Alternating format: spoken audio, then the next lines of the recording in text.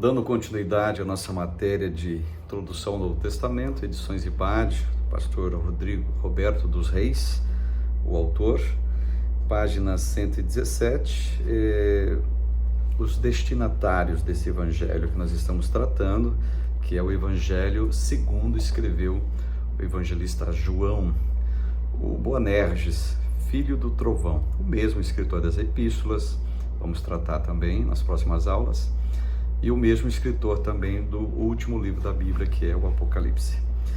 Quem são os destinatários desse evangelho? Bom, assim como todos os livros e epístolas do Novo Testamento, este quarto evangelho tinha um destinatário certo. Tá? Nesse sentido, posso dizer que o evangelho de Mateus, ele foi escrito para os judeus, Marcos para os romanos, Lucas para os gregos, e o evangelho de João foi escrito para a igreja. E Pirman, um grande teólogo que eu admiro, os demais evangelhos possuem uma mensagem evangelística, destinada ao convencimento dos homens a respeito de seus pecados, conclamando-os para que aceitem a Cristo como Senhor e Salvador. A tônica do último evangelho, no caso o evangelho de João, por sua vez, não é evangelística, mas doutrinária, uma vez que não for escrito para homens carnais e desprovidos do mínimo de conhecimento acerca das coisas espirituais, como os destinatários dos demais evangelhos. Observe, os judeus, o evangelho de Mateus, eles não conheciam a Jesus. O evangelho de Marcos, romanos, mesma coisa. O de Lucas também, os gregos. Agora o evangelho de João não, é para quem já conhece. Então aqueles evangelhos servem para a evangelização. Este evangelho, por assim dizer, ele serve para a doutrinação. Mas aqui as pessoas que já possuíam um certo conhecimento acerca do reino de Deus e que estavam familiarizadas com as terminologias cristãs.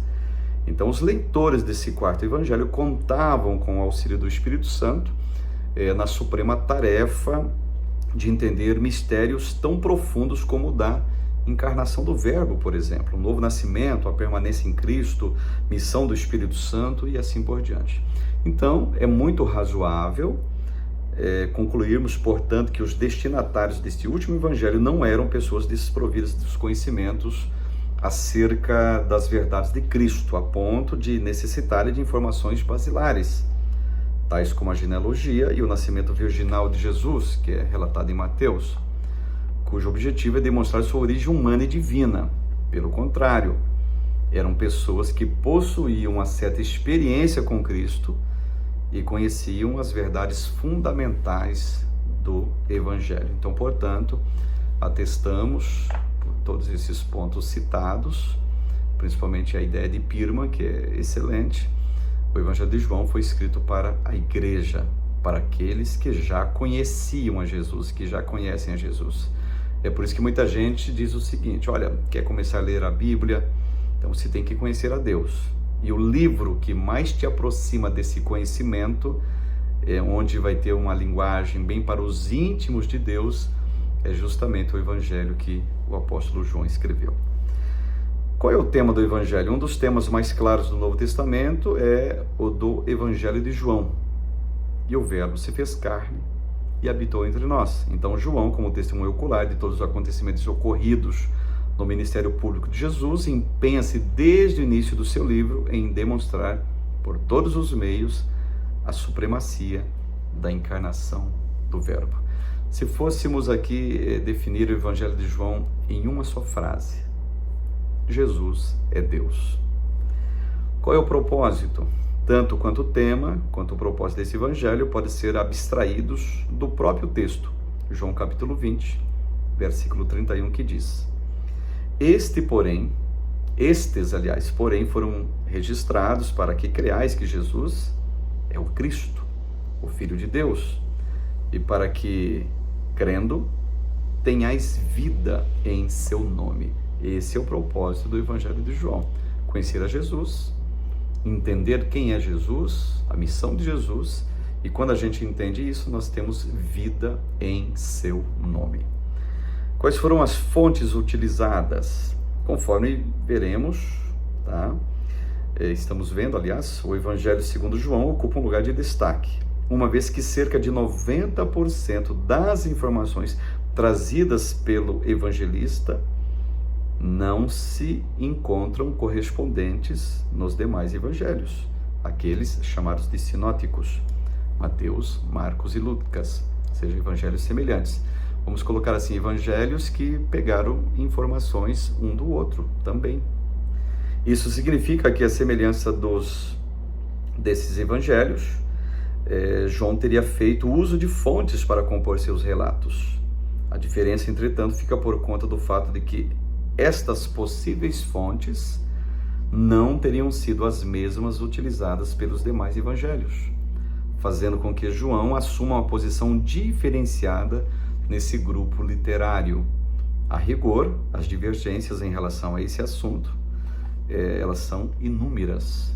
Há aqueles que, por exemplo, sustentam que João teria utilizado como fonte algum dos evangelhos, preferencialmente Marcos ou Lucas. Outros, entretanto, diferentemente desse primeiro grupo, afirmam que as fontes informativas utilizadas pelo apóstolo João teriam sido as próprias tradições. E aqui nós vemos separadamente cada uma dessas teorias da questão de fontes, que nós não vamos citá-las apenas, só vou fazer lembrança para vocês. João Marcos ou João Lucas, fontes no caso. E aqui tem um pequeno quadro, Evangelho de João, Evangelho de Marcos. As semelhanças vocês podem analisar, não vou citar a todas como um todo, tá certo? João e tradições, diferentemente das posições que foram referidas no quadro que você pode verificar, existem aquelas que sustentam que João teria feito uso não dos evangelhos sinóticos, mas de fontes completamente distintas e exclusivas. Olha que interessante. E na página 100, na página 121, nós temos o esboço geral desse formidável evangelho. E bem embaixo ali uma questão para reflexão nossa. O Evangelho segundo João é diferente dos demais evangelhos? Por quê? Qual a relação desse evangelho com os três primeiros? São, digamos assim, reflexões que eu gosto sempre de citar para a gente pensar um pouquinho mais e extrair o máximo possível daquilo que nós temos compartilhado aqui, conhecimento. Os evangelhos e a questão sinótica, capítulo de número 5, página 123. Lendo os evangelhos é facilmente perceptível a semelhança entre os três primeiros, Mateus, Marcos e Lucas. Descrevem de forma harmoniosa, mas com sucinta diferença, a vida, a morte e ressurreição de Jesus, diferentemente da narrativa do último evangelho, que é o Evangelho de João. Os sinóticos são chamados, como são chamados esses evangelhos, constitui um capítulo de grande importância no estudo introdutório do Novo Testamento, pois trazem pontos de vista diferentes a respeito de um mesmo evento, sem, contudo, se contradizerem. Ou seja, eles se assemelham, eles são parecidos, por isso são sinóticos. Mas vamos entender essa etimologia, página 124. Proveniente de duas palavras gregas, sim, que quer dizer junto com, e ópsis, quer dizer ótica, vista e visão. Então, sinótico significa literalmente ver junto, ter a mesma visão, ou ainda olhar por um mesmo ângulo. O termo, utilizado pela primeira vez em 1774 pelo erudito e crítico textual J.J. Griesbach, é aplicado aos evangelhos de Mateus, Marcos e Lucas, os quais, em virtude de seu conteúdo, fornecem informações similares a respeito da vida e ministério de Jesus. Por isso são conhecidos como sinóticos. Origem dos sinóticos. Os evangelhos sinóticos, como a própria etimologia indica, estão ligados uns aos outros por um fio condutor comum, uma vez que descrevem os mesmos eventos históricos. Hipótese A, documental. Em primeira hipótese, tá certo? Em primeira hipótese, parte da ideia de que cada evangelista tenha redigido seu texto a partir de fontes diferentes, independentes uma das outras, ou seja, quando Mateus, Marcos e Lucas decidiram fazer um registro histórico a respeito de Jesus e seu ministério, fizeram uso apenas das informações que haviam obtido durante sua convivência com o Salvador. Isso é uma hipótese, o porquê de sinótico. Existe a hipótese monodocumental, que nós não vamos citar, a hipótese bidocumental, a hipótese documental, e eu só estou citando isso só para a gente frisar que não é, digamos, por qualquer motivo comum que são chamados de sinóticos, porque tem as suas semelhanças, e essas hipóteses que apresentam aqui, que eu não citei todas, apenas a primeira, é para a gente entender sim que existe semelhança e nuances diferenciadas nesses 3 primeiros evangelhos. Tradição antioquiana, isso. Essa primeira fonte de onde sugerem os estudiosos, os evangelistas tiram muitas informações para a composição dos evangelhos sinóticos. Tem sua origem em Antioquia. Existe a tradição cesareana também, do porquê de sinóticos. Fonte Q, a hipótese documental, na tentativa de explicar a diferença de Mateus e Lucas em relação a Marcos, ventila a possibilidade de que tenha existido uma terceira fonte informativa, denominada fonte Q, a abreviação da palavra alemã Quelle, que significa fonte, ou seja, uma outra fonte, se não intercambiando entre eles. Outra expressão também é a proto-Marcos, que é dentro da hipótese documental, para a formação da questão sinótica. E quando a gente chega aqui, eu não vou citar em detalhes essas questões, porque eu queria trazê-los, aqueles que possuem o livro em mãos, até a página 129, onde nós encontramos aqui um quadro comparativo dos evangelhos sinóticos, para vocês observarem que os eventos vão os mesmos aparecendo nos 3 primeiros evangelhos. Aqui tem vários eventos, aí a citação versicular e capitular de Mateus, de Marcos e de Lucas, para atestar esse documento que a gente tem na mão, que é os 3 evangelhos, os 3 conhecidos como sinóticos ou semelhantes. Página 130, ela compõe também o mesmo quadro informativo, a página 131 também, e por fim uma questão para reflexão nesse ponto, sinóticos, digamos. Os evangelhos se constituem parte essencial nas Sagradas Escrituras, uma vez que, sob 4 ângulos diferentes, descrevem de forma clara e incontestável a vida, paixão, morte e ressurreição de Jesus Cristo. A partir dessa tarefa indubitável, qual a posição que os sinóticos ocupam nesse contexto?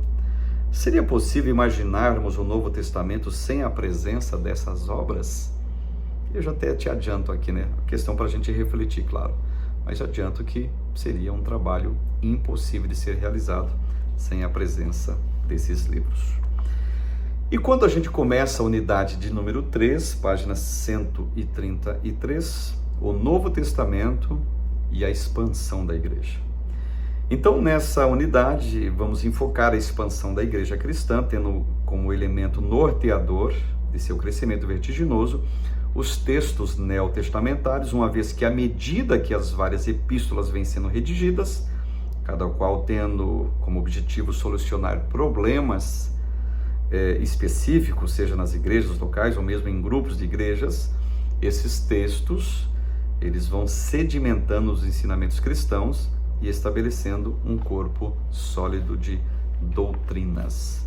E evidentemente, quando a gente fala de expansão de igreja, começo da igreja, a gente vai imaginá-la a partir do capítulo 2 do livro de Atos dos Apóstolos. Digamos assim, Jesus se apresenta quem ele é, o que ele deseja da humanidade, o que a humanidade tem que fazer para ser salva. Só que essa humanidade que o aceita, que o recebe, ela precisa de parâmetros doutrinários. É aí que vai começar a funcionar, desde que a igreja começa a se expandir com a ideia de Atos, a partir de Atos 2, vai funcionar o quê? A necessidade de um corpo doutrinário. E esse corpo doutrinário, ele já vai começar a surgir, já que a igreja está crescendo devido o livro de Atos nos mostrar exatamente isso.